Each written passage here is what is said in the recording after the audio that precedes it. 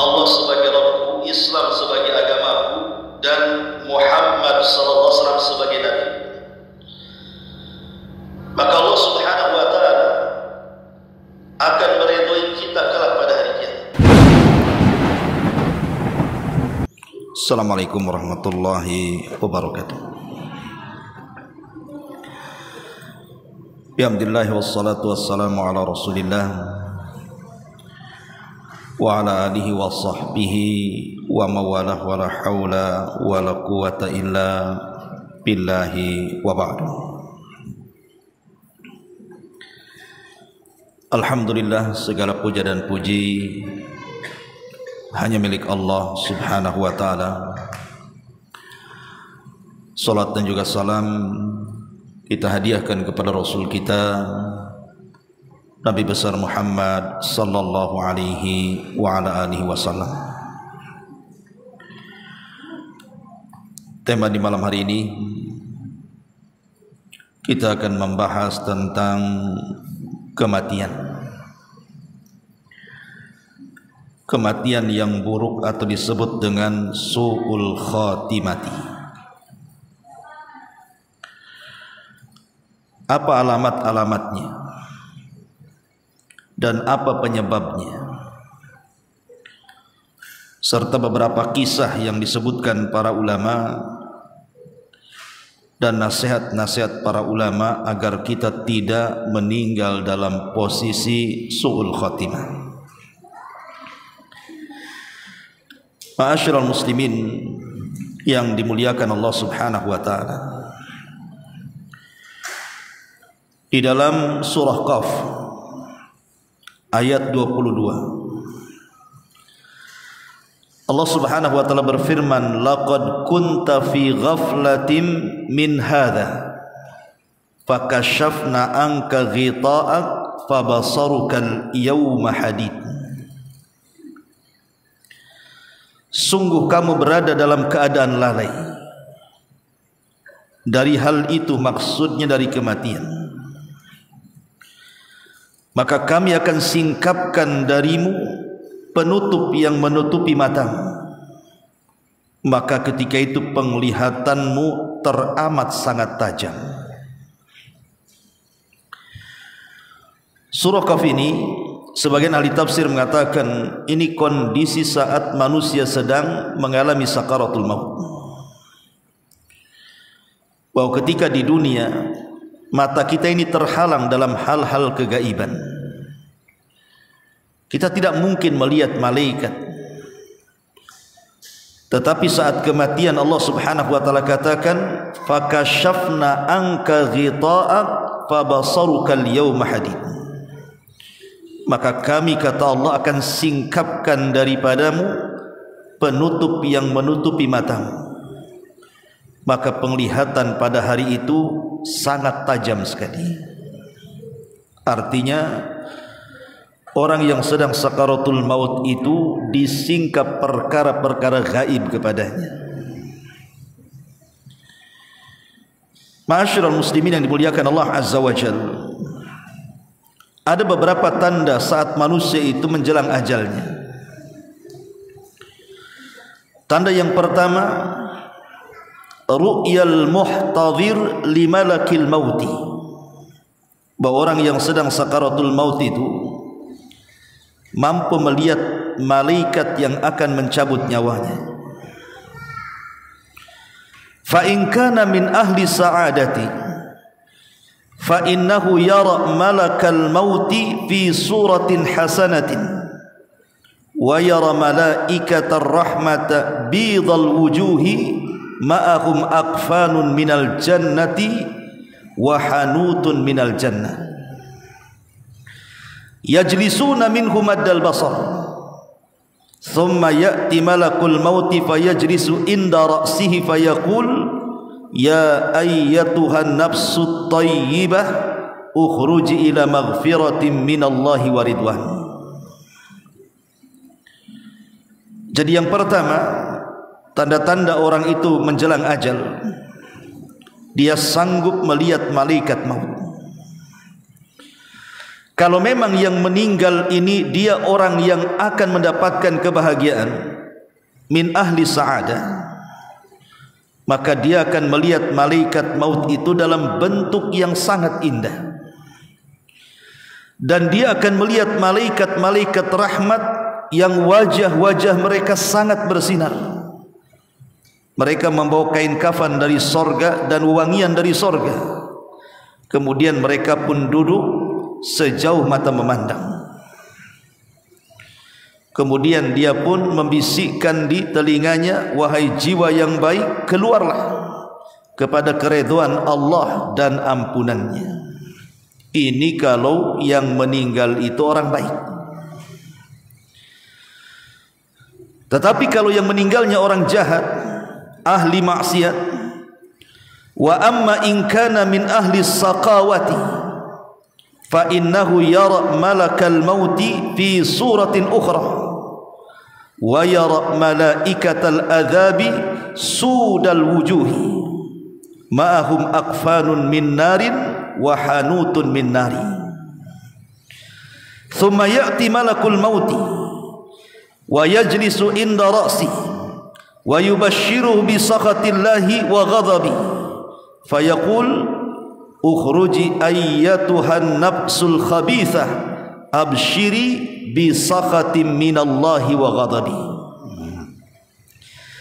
Adapun kalau yang meninggal ini bukan orang baik, ahli maksiat, banyak melakukan kejahatan, maka dia akan melihat malaikat maut itu dalam bentuk yang lain, dalam bentuk yang menakutkan, dan dia melihat malaikat azab dengan wajah yang hitam seram.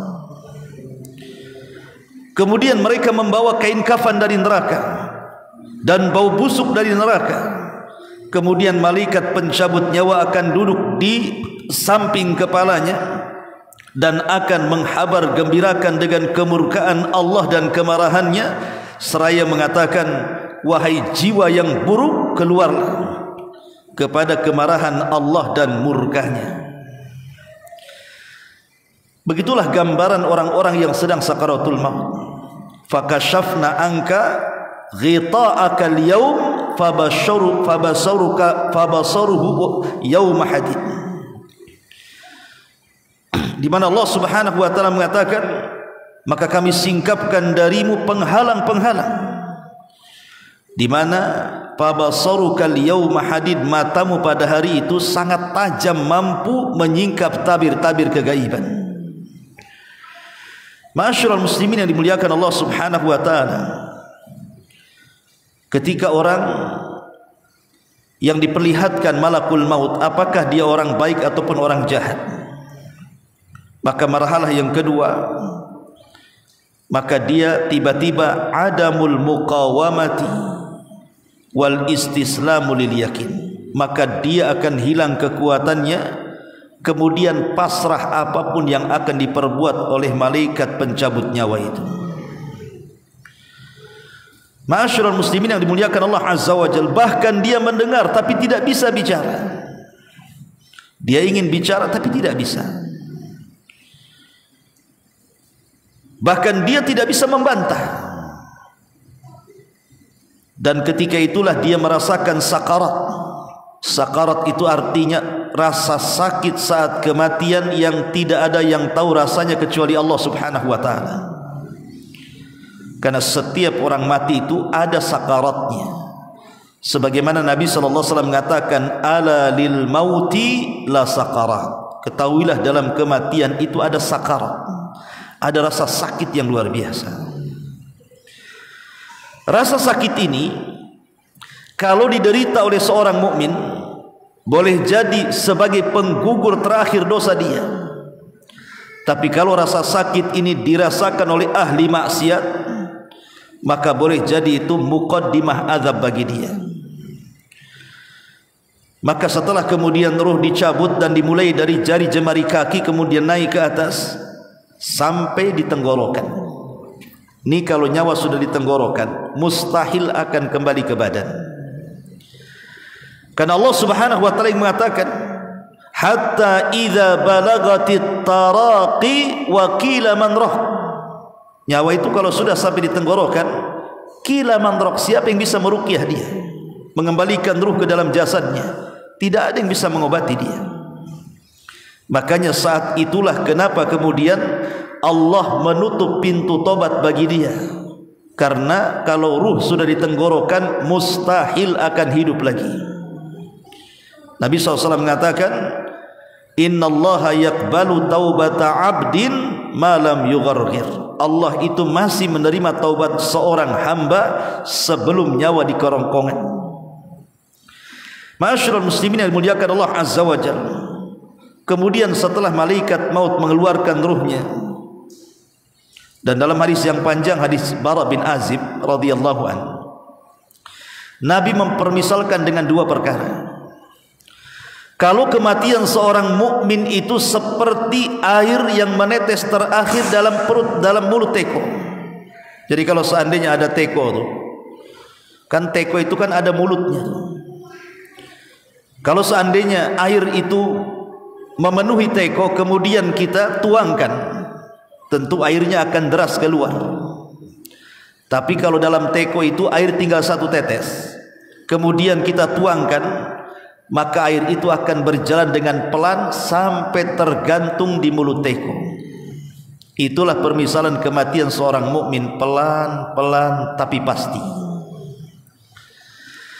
Tapi kematian seorang kafir, Nabi SAW mempermisalkan kas-safud. Safud itu seperti pisau bengkok, cerulit bahasa kitanya, yang dimasukkan kepada bulu-bulu kambing wol, kemudian disiram dan bulu-bulu itu menempel di safud tadi, kemudian ditarik dengan paksa. Apa yang terjadi? Bisa merontokkan bulu-bulu wol itu. Itulah yang dirasakan kalau dia orang kafir. Maka kematian saat dicabut ruh itu seperti itu, meretakkan seluruh persendian dan pertulangan dia, dan dia akan merasakan sakit yang tidak ada yang tahu kecuali Allah Azza wa Jalla. Ma'asyiral muslimin yang dimuliakan Allah Azza wa Jalla, adapun alamat kalau dia sudah meninggal, pertama lihat matanya. Kalau ada orang yang meninggal, umpamanya antum ini berdua, kemudian melihat ada orang yang tergeletak di jalan, entah kecelakaan entah apa, perhatikan matanya. Kalau matanya terbelalak ke atas, berarti dia sudah mati. Kalau matanya melotot ke atas, berarti orang ini sudah mati. Karena Nabi SAW yang mengatakan, innar ruha idza qubidha tabi'ahul basar. Ruh ini kalau dicabut, maka mata pandangannya akan mengikutinya. Makanya setiap orang mati itu pasti melotot tuh matanya. Makanya disunahkan untuk ditutup supaya tidak menakuti orang. Jadi kalau sudah melotot ke atas, ini sudah mati orang ini. Kemudian ciri yang kedua, inhiraful anfi anil yamin wasyimal, atau hidungnya seolah-olah tidak ada tulang lagi. Mungkin dia miring ke kanan, miring ke kiri. Kalau kita masih hidup, masih mancung kan, mau ditarik ke kanan pun tetap dia ke tengah lagi. Tapi kalau seorang mati, umpamanya antum hidungnya dibelokkan ke kanan, dia akan belok dia, atau ke kiri, ya ke kiri terus dia, karena sudah tidak ada lagi rohnya. Lihat orang mati itu ya, kalau antum periksa ada orang kecelakaan, lihat matanya. Habis itu antum dorong hidungnya, kok dia ke sebelah kiri saja, ada mati itu ya. Ataupun yang ketiga, burudatul jismi ammatan, dingin dari atas kepala sampai kaki. Jadi badannya itu menjadi dingin dari atas kepala sampai kaki. Kemudian iltifatus sakil aiman ala sakil aisar awil aks, ataupun kemudian merapat antara betis kiri dan betis kanan. Ini kalau sudah merapat tidak bisa diegangkan atau bahasanya, itu berarti sudah mati itu. Ini ciri-ciri orang mati. Kemudian sukunul qalbi, Sukunul qalbi itu sudah tidak ada lagi detak jantung dari jantungnya, raba sininya. Antum tempelkan telinganya di jantungnya tuh, ada enggak detak-detaknya itu? Ya, ini memastikan bahwa ini orang ini mati.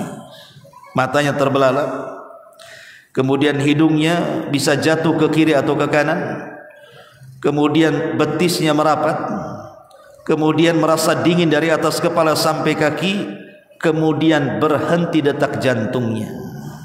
Ini mendeteksi orang mati namanya. Ya. Ma'asyiral muslimin yang dimuliakan Allah Azza wa Jalla. Lalu apa yang antum harus lakukan? Pertama, ighmadul ainaihi, segera tutup matanya. Diginikan, tutup matanya, biar dia jangan terbelalak lagi. Yang kedua, iqfalul fam, kalau mulutnya nganga, cepat dirapatkan. Takut ada hewan-hewan, ada lalat-lalat, ada binatang-binatang yang masuk. Kita harus menghormati orang yang mati sebagaimana kita hormati orang hidup. Kemudian juga taghtiyatul jismi, tutup badannya. Mungkin kalau sekarang kan ada kain jarik, ditutup badannya. Kemudian juga al-israfi tajhizihi, kalau memang memungkinkan segera buat fardu kifayah, segerakan. Segerakan mandikan, segerakan kafankan, segerakan solatkan, segerakan kuburkan. Kenapa? Kalau dia orang baik, maka itu kebaikan bagi dia. Tapi kalau orang jahat kemudian ditelat-telatkan, dikuburkan, itu sama dengan meletakkan kejahatan dalam rumahnya.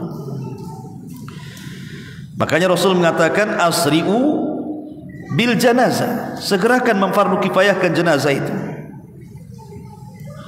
Ma'asyiral muslimin yang dimuliakan Allah Azza wa Jalla. Kemudian juga talyinul mafasid, berusaha untuk melembutkan persendian-persendiannya dengan cara apa?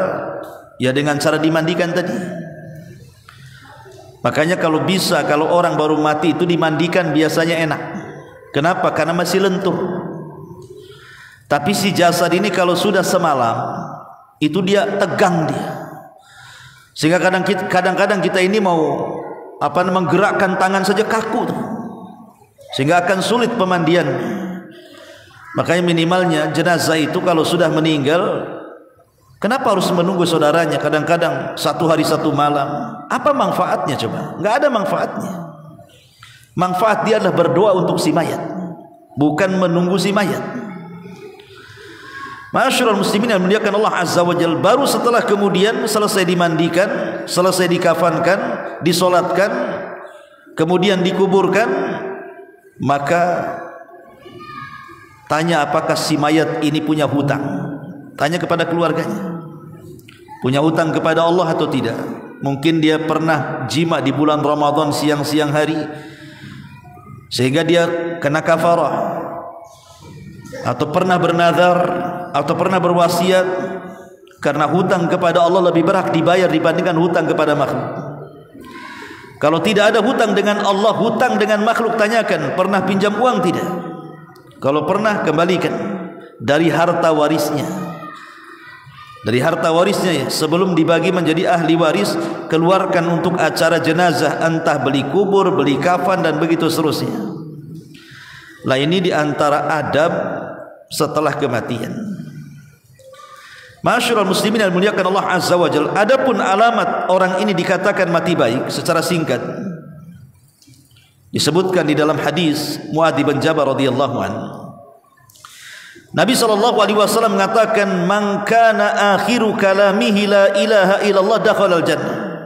Siapa yang akhir ucapannya kalimat la ilaha illallah, maka dijamin masuk surga.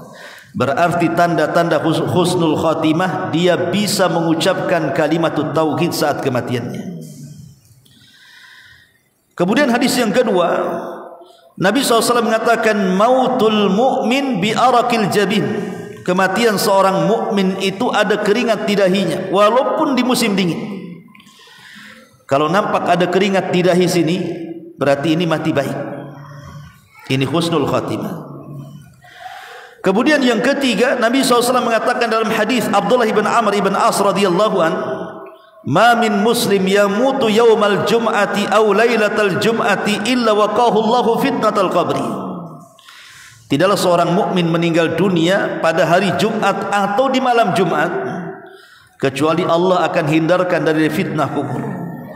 Dengan catatan orang yang mati di hari Jumat dan malam Jumat itu memang dia orang yang taat, orang yang baik. Tapi kalau lagi minum matinya Jumat, ya ndak husnul khotimah. Jadi para ulama mengatakan dengan catatan dia orang baik, Allah pilihkan hari kematiannya hari Jumat, maka Allah akan hindarkan dari fitnah kubur. Kemudian yang keempat, yamutu ala ta'atin min ta'atillah. Dia meninggal sedang melaksanakan ketaatan dari ketaatan Allah. Mungkin lagi solat dia meninggal, lagi puasa dia meninggal, lagi baca Quran dia meninggal, lagi haji dia meninggal, lagi umrah dia meninggal, dan begitu seterusnya.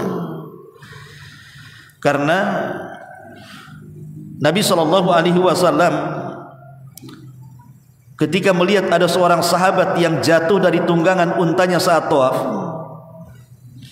maka Nabi SAW mengatakan, kuburkan dia dengan kain ihramnya, karena dia akan dibangkitkan di hadapan Allah mulabbiyan, dengan mengucapkan labbaik Allahumma labbaik.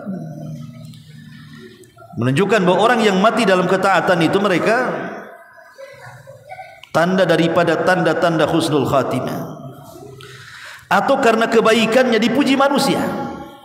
Memang dia orang baik dan dia orang yang taat kepada Allah dan juga bermuamalahnya baik dengan manusia, saat kematiannya dipuji manusia, maka itu juga tanda husnul khatimah. Sebagaimana hadis Nabi SAW ketika ada dua jenazah lewat, yang pertama dipuji manusia, yang kedua dicaci maki manusia, maka Rasul mengatakan, adapun yang pertama wajabat lahul jannah, adapun yang kedua wajabat lahun nar. Jenazah yang pertama wajib masuk surga. Kenapa? Karena dipuji manusia. Adapun yang jenazah yang kedua dicaci maki manusia karena kejahatannya, wajabat lahun nar, kata Rasul, maka dipastikan dia masuk neraka. Kemudian juga di antara alamat-alamat setelah kematiannya, bahwa itu menunjukkan alamat husnul khatimah, adalah al-ibtisamatu ala wajhi. Terkadang saat meninggal dia tersenyum. Jadi dia orang baik, orang taat, saat meninggal tersenyum pula dia. Ataupun irtifa'us sababah, begini, ketika meninggal dia begini telunjuk, menunjukkan ingin mentauhidkan Allah Azza wa Jalla. Ataupun al-wadha'at wal israqah, atau dilihat dari wajahnya cerah sekali, tidak ada tanda-tanda ketakutan dalam wajahnya. Ataupun dalam kondisi dia membaca Quran tiba-tiba meninggal, sedang berzikir kemudian dia meninggal, seperti yang diceritakan oleh salah satu syekh. Jadi di Riyadh, kejadiannya di Riyadh di Saudi sana. Jadi ada anak muda itu yang gemar membaca Al-Quran. Dulu, sekarang kan sudah ada handphone. Kadang-kadang jarang orang itu sudah bawa mushaf kecil itu, karena sudah ada handphone, lihat aplikasi di handphone saja lah kan itu. Kalau dulu kan ada mushaf kecil tuh, di saku namanya, mushaf saku itu kemana-mana dibawa. Di pesawat dia baca tidak malu, di dalam bus umum tidak malu, pokoknya di kendaraan apapun, di tengah keramaian apapun, tetap dia baca Quran dan tidak ada segan-segannya. Jadi Allah Subhanahu wa taala takdirkan satu hari dia sedang safar bersama teman-temannya, rupanya terjadi kecelakaan, semua meninggal di tempat kecuali dia. Dia masih bisa diselamatkan dan dibawa ke rumah sakit. Lah sepanjang syekh ini, sepanjang perjalanan membawa dia ke rumah sakit,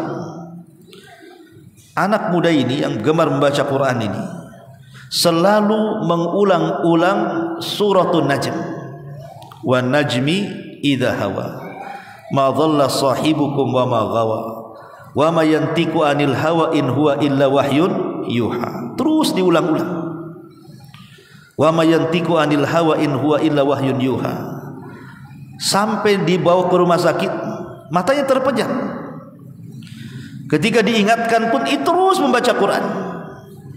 Sampai akhirnya Allah Subhanahu wa taala takdirkan nyawanya tidak tertolong, dan ketika hembusan nyawa terakhirnya dia membaca ayat wa ma yantiqu anil hawa in huwa illa wahyun yuha. Bahwa Quran itu bukan keluar dari hawa nafsu Muhammad, tapi Quran itu adalah wahyu yang diwahyukan Allah kepada Muhammad. Kemudian dia meninggal. Terkadang kematian itu Allah Subhanahu wa taala buat seperti itu. Lah ini namanya husnul khatimah. Tetapi bagaimana kalau kematian itu su'ul khatimah? Apa tandanya? Ma'asyiral muslimin yang dimuliakan Allah Azza wa Jalla, sebelum saya ceritakan tanda-tandanya, ada beberapa kisah yang disebutkan para ulama salaf. Pertama, kisah yang disebutkan oleh Al-Hafidh Ibnu Rajab Al-Hambali. Al-Hafidh Ibnu Rajab Al-Hambali dalam kitabnya Jami' Al-Ulum wal Hikam, syarah daripada Arba'in Nawawi. Apa kata Al-Hafidh Ibnu Rajab Al-Hambali? Dia mengatakan, menceritakan dari seorang salaf namanya Abdul Aziz Ibni Abdirwat. Beliau menceritakan dari seorang namanya Abdul Aziz Ibni Abdirwat rahimahullahu taala. Apa kata Abdul Aziz Ibn Abi Ruwad yang dinukilkan perkataannya oleh Ibnu Rajab ini? Perkataannya, qala, dia mengatakan, hadartu rajulan indal mauti.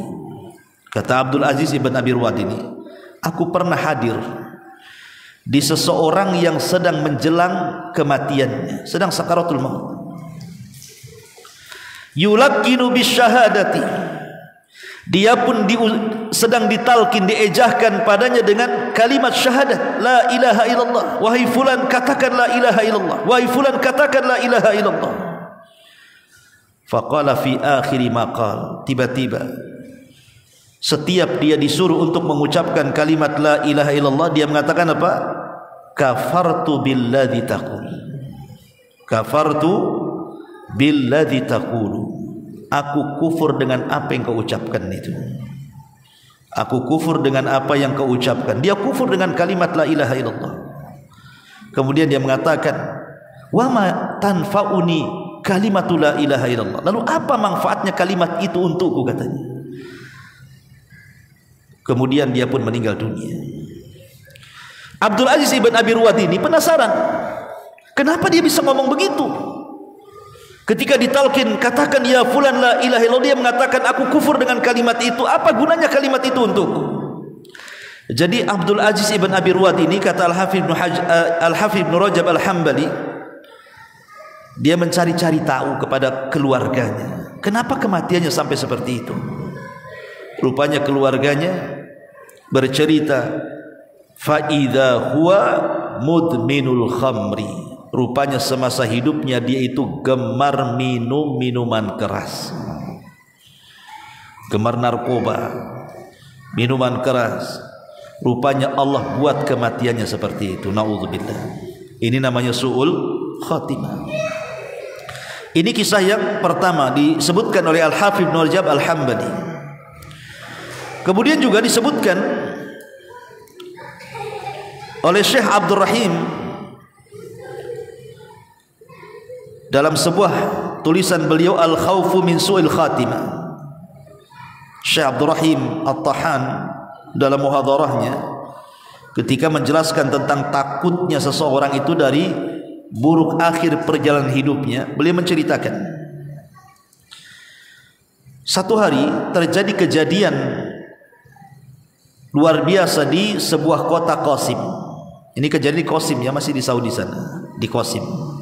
Jadi terjadi hadisah, ya tabrakan atau apa gitu ya, hadisah itu ya, kecelakaan. Rupanya dalam mobil yang kecelakaan itu ada seorang laki-laki, dia dalam kondisi naza. Dalam kondisi naza artinya dalam kondisi sedang sakaratul maut. Kemudian teman-temannya membawa dia ke masjid. Kebetulan di situ ada masjid di pinggir jalan. Jadi dibuat pertolonganlah sesaat, diambil dari tempat kecelakaan karena ada masjid di situ, dibawa ke masjid itu jasadnya itu, dan dia sedang sakaratul maut. Kemudian orang-orang pun berusaha untuk mentalkin dia. Wahai fulan, katakan la ilaha illallah, la ilaha illallah. Tapi apa yang terjadi? Dia mengatakan na'udzubillah minal khudlan. Na'udzubillah minal khudlan. Aku berlindung kepada Allah dari kehinaan dengan mengucapkan kalimat itu, katanya. Dia berlindung kepada Allah, tidak mau mengucapkan kalimat itu karena kalimat itu kehinaan bagi dia. Nauzubillah, ikhwan. Kita berlindung itu dari setan. Masa berlindung kepada Allah dari tauhid? Akhirnya kemudian orang-orang menggali-gali, kenapa orang ini sampai seperti itu? Menolak tauhid saat ditalkinkan detik-detik sakaratul maut itu. Rupanya dia orang yang ya tadi hubbus sukara, suka mabuk. Ya, orang yang suka mabuk, jadi ngelantur dia akhirnya jawabannya itu.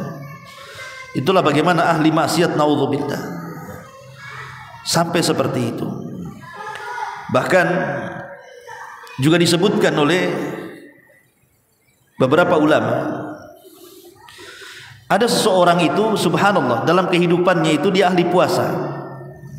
Rajulun kathiru as-sawmi. Orang ini banyak puasa. Kalau tadi kan ahli maksiat tuh, yang ini ahli puasa.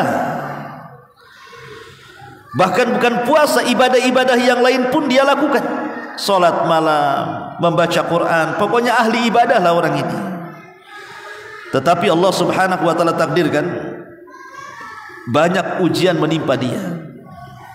Diberinya sakit yang berkepanjangan sehingga dia harus menderita yang lama, sampai akhirnya kematiannya menjemput dia karena sakitnya bertahun. Padahal dia ahli ibadah semasa sehatnya, ahli puasa, ahli sholat gitu. Tapi Allah uji sebelum kematiannya, ditimpa penyakit sehingga lama terbaring dia. Saat detik wafatnya, kemudian orang-orang pun berusaha untuk mentalkin dia dengan kalimat la ilaha illallah. Katakan ya fulan kalimat la ilaha illallah. Apa kata dia? Ayu syai'in fi hadzal ibtila minal ma'na. In kana mautan fayujawwazu wa amma ta'dzib fa ayu syai'in maqsudu minhu thumma halak. Dia mengatakan pada awalnya falau a'tanil firdausu falau a'tani firdausu ma waffa bima yajri alayya. Awalnya dia mengatakan seperti ini, sekiranya dengan kematianku ini Allah hadiahkan aku dengan sorga firdaus, katanya, ini enggak sebanding dengan penderitaan yang aku derita. Lalu apa maksudnya Allah subhanahu wa ta'ala memberikan penderitaan itu kepadaku? Apa manfaatnya? Jadi setelah dia ngomel-ngomel seperti itu, seolah-olah menolak qada dan qadar Allah, akhirnya dia meninggal dunia. Meninggal dunia dalam kondisi menolak takdir Allah subhanahu wa ta'ala. Naudzubillah. Padahal dia ahli ibadah sebelumnya. Terkadang ikhwatu fiddin, kita tidak tahu akhir kehidupan kita seperti apa, karena Rasul yang mengatakan al-a'mal bi khawatimiha, amal itu ditentukan akhirnya. Terkadang awalnya baik, rupanya akhirnya pula jelek. Sehingga Rasul mengatakan ada orang itu yang antara dia dengan sorga itu tinggal satu hasta, tinggal melangkah saja. Rupanya dia pun mengamalkan amalan penduduk neraka, akhirnya dia pun masuk ke dalam neraka, padahal jarak dia dengan sorga tinggal satu hasta. Nauzubillah. Ma'asyiral muslimin yang dimuliakan Allah subhanahu wa ta'ala. Kemudian juga Imam Ibnul Qayyim rahimahullahu ta'ala juga menceritakan tentang kematian su'ul khatimah. Kata beliau, atau Imam Ibnu Jauzi, antara dua ulama ini, Imam Ibnul Qayyim atau Ibnu Jauzi, dia menceritakan tentang kisah di zamannya. Jadi ada orang di zaman dia itu yang disibukkan dengan perniagaan kain dan dia lupa sholat. Jadi dia seorang penjual kain, penjual pakaian, celana, baju, pokoknya penjual kain lah. Tapi kalau datang waktu sholat dia tak mau ke masjid. Datang waktu zuhur ya tak ke masjid, datang waktu asar ya tak ke masjid. Pokoknya jualannya itu menjadikan dia lalai dari kehidupan dunia, dari ketaatan kepada Allah Subhanahu wa taala. Karena dia mengejar dunia. Jadi saat wafatnya, orang ini ditalkin dengan kalimat la ilaha illallah. Tapi di luar prediksi kita, dia tidak mengucapkan kalimat itu, justru mengucapkan kalimat-kalimat transaksi jual beli. Jadi sampai dia meninggal, yang keluar dari lisannya itu transaksi jual beli. Ah, jangan kau tawar segitu, harganya segini saja. Jangan tawar segitu, terlalu rendah, harganya segini saja. Itu yang diucapkan bolak-balik sampai dia mati. Bahkan juga di kitab yang sama dijelaskan ada orang hobi catur. Di zaman itu kan juga sudah ada catur itu. Makanya Rasul melarang tidak boleh main catur. Syatranji dalam bahasa Arab tidak boleh. Jadi ada anak muda hobi catur sampai melupakan dan melalaikan ibadah dia. Konon katanya kalau menangan dalam catur berarti cerdas itu, karena catur itu mengasah otak. Dari mana Imam Syafi'i tak pernah catur jadi ulama, Imam Ahmad tak pernah catur jadi ulama. Kata siapa ngasah otak? Otak kalau diasah belajarlah, bukan main catur. Jadi karena hobinya main catur, tiba-tiba kemudian dia terserang penyakit, dan dengan itulah kematiannya. Saat ditalkin kul ya fulan la ilaha illallah, apa yang keluar? Sekak. Itu pula yang keluar tuh. Sekak yang terakhir mati. Naudzubillah. Coba ya. Mati di atas sekak, ikhwan, bukan mati di atas la ilaha illallah. Sul khatimah ya. Ini kisah-kisah nyata yang disebutkan para ulama bahwa tidak mustahil orang itu ditampakkan sul khatimah oleh Allah Subhanahu wa taala. Boleh jadi dia tidak sanggup mengucapkan kalimat la ilaha illallah, boleh jadi mungkin seram wajahnya atau mengeluarkan bau atau apalah kan begitu. Terkadang dia menyanyi kemudian mati, kadang ketika mabuk dia mati, ketika melangkah ke tempat-tempat maksiat dia meninggal, ketika dia maksiat dia meninggal. Su'ul khatimah. Naudzubillah ya. Ma'asyiral muslimin yang dimuliakan Allah Azza wa Jalla. Dan banyak lagi kisah-kisah yang disebutkan oleh para ulama. Ma'asyiral muslimin wal muslimat rahimani wa rahimakumullah. Lalu apa penyebabnya? Kenapa orang itu bisa mati sul khatimah? Itu apa sebabnya? Sebab yang pertama, at-taswifu bit-taubati. Jadi sebab yang pertama kenapa orang itu bisa mati dalam kondisi sul khatimah, karena at-taswif bit-taubah. Apa taswif? Taswif itu dari kalimat saufa. Saufa itu artinya nanti. Jadi kalimat taswif itu kapan lu tobat? Nanti. Nantilah kalau umur saya sudah 30 tahun. Sudah 30 tahun kapan lu tobat? Nanti. Tanggung 40 tahun. Sudah 40 tahun kok enggak tobat-tobat? Nantilah kadong, tunggu 60 tahun. Nih lagu nanti-nanti ini kalau terus dilakukan oleh orang yang disuruh tobat itu, selamanya dia tidak akan tobat. Makanya kenapa ketika para ulama membahas penduduk neraka, kenapa orang kafir itu dikekalkan coba di neraka? Seolah-olah Allah tidak adil. Ada orang kafir nih umpamanya baru balik, usianya 15 tahun.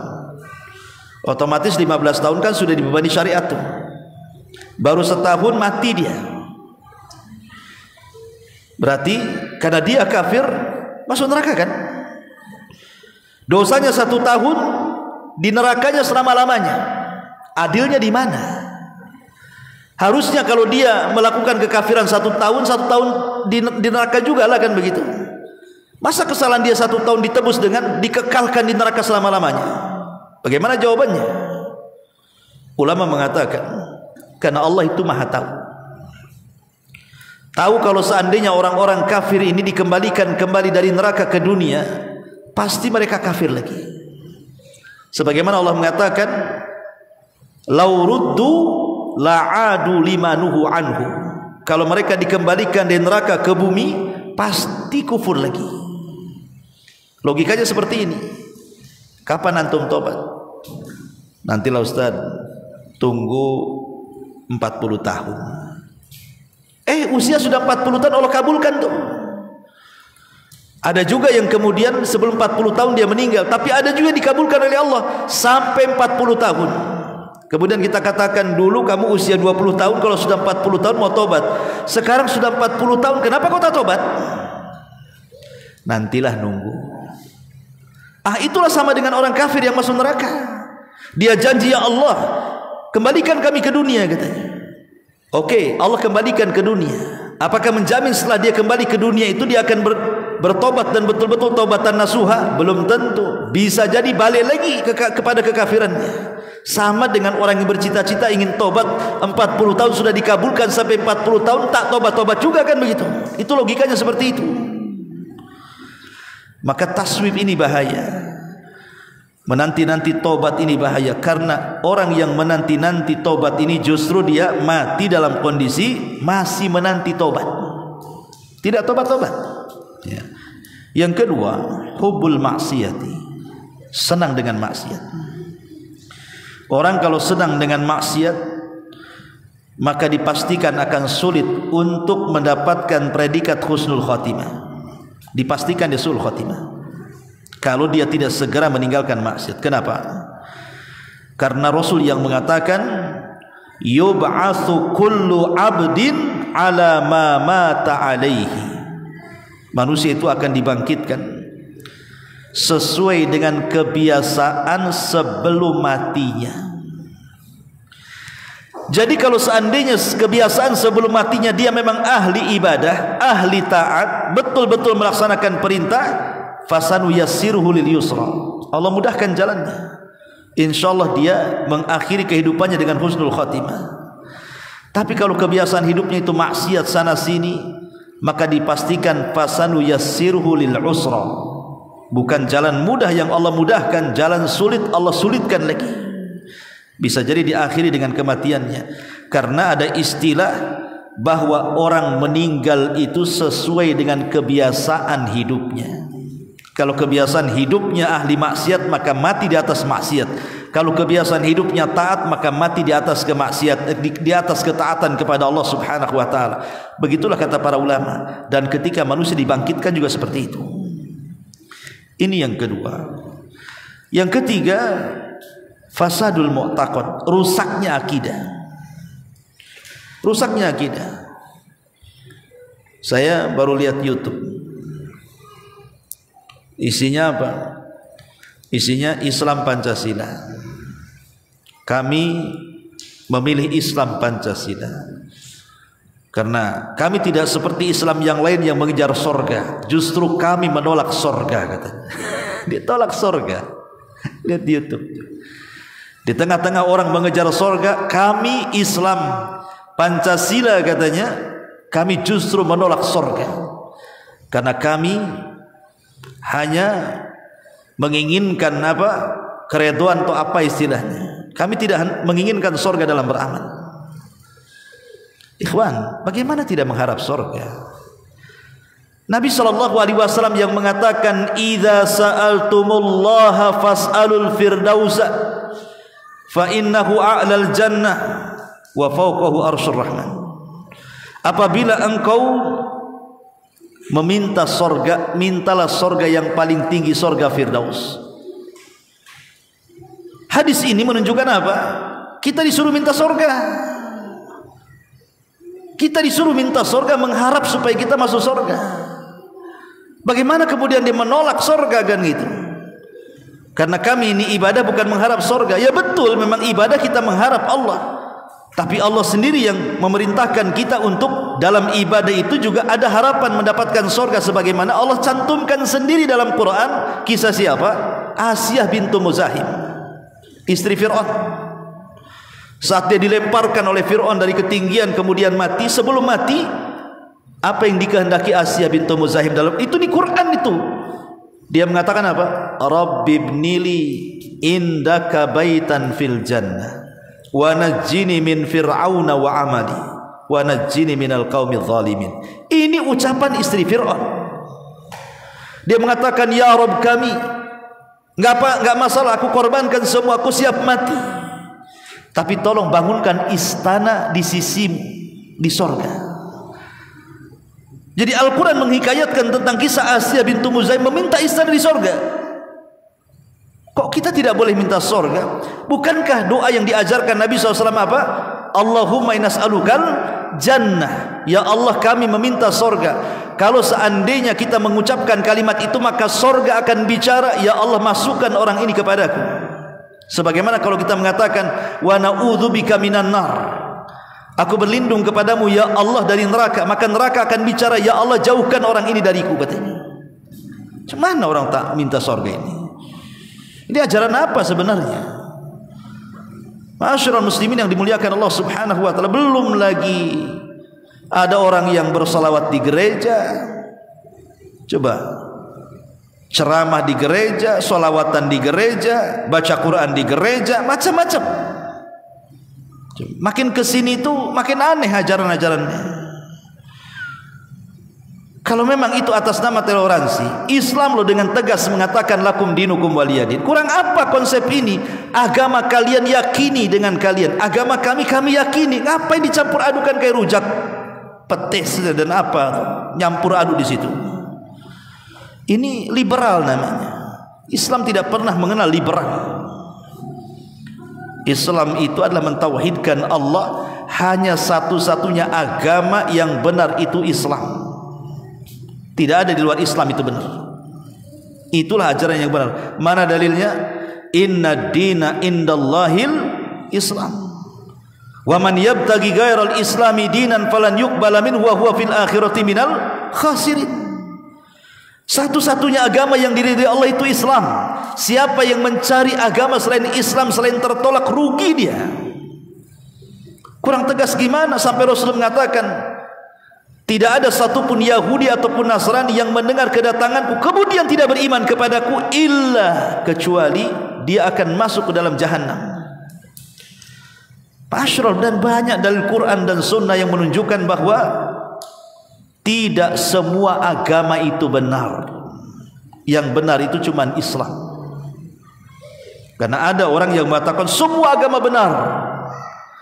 Agama itu bagaikan jalan, banyak jalan menuju Roma. Nanti juga kalau jalan dari sini sana sini, intinya sampai di Roma, katanya. Nanti juga begitu.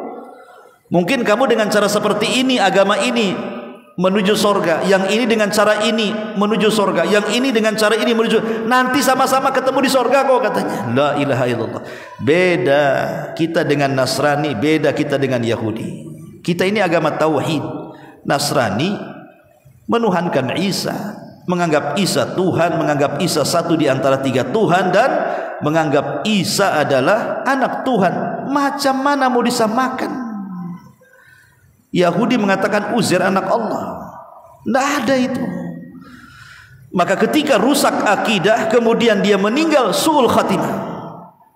Maka ini ciri-cirinya. Ketika fasadul mu'taqad, keyakinan rusak, maka kalau dia meninggal, maka dia meninggal di atas su'ul khatimah. Ya. Masyarul muslimin yang dimuliakan Allah Azza wa Jalla, Islam itu cuma satu. Tidak ada Islam Pancasila. Nanti Islam NKRI lagi, apalagi nanti sebutannya. Islam ya Islam, selesai. Dan Islam mengatur bagaimana kita harus NKRI. Sudah ada ajarannya dalam Quran, dalam Sunnah itu. Kita tidak boleh memberontak, kita harus taat, dan begitu seterusnya. Sudah diatur semuanya. Masyarul muslimin yang dimuliakan Allah Azza wa Jalla. Kemudian yang nomor 4, mukhalafatul batin lidh zahir. Di mana batin menyelisih yang zahir, itulah orang munafik. Kalau mati di atas kemunafikan, su'ul khatimah. Ataupun al-inkibabu ala dunya wal i'rad anil akhirah, terlampau mengejar dunia, meninggalkan akhirat. Maka ini bisa kematiannya su'ul khatimah. Kemudian juga yang nomor 4, al-udul anil istiqamah, keluar dari istiqamah. tidak mau istiqomah, keluar dari istiqomah, maka ini juga penyebab su'ul khatimah. Ma'asyiral muslimin yang dimuliakan Allah Subhanahu wa taala. Ada beberapa ucapan ulama salaf. Pertama, Sufyan Ats-Tsauri.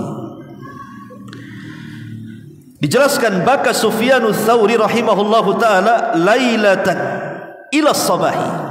Satu hari Sufyan Ats-Tsauri rahimahullahu taala pernah menangis dari malam sampai waktu pagi. Semalam suntuk dia menangis.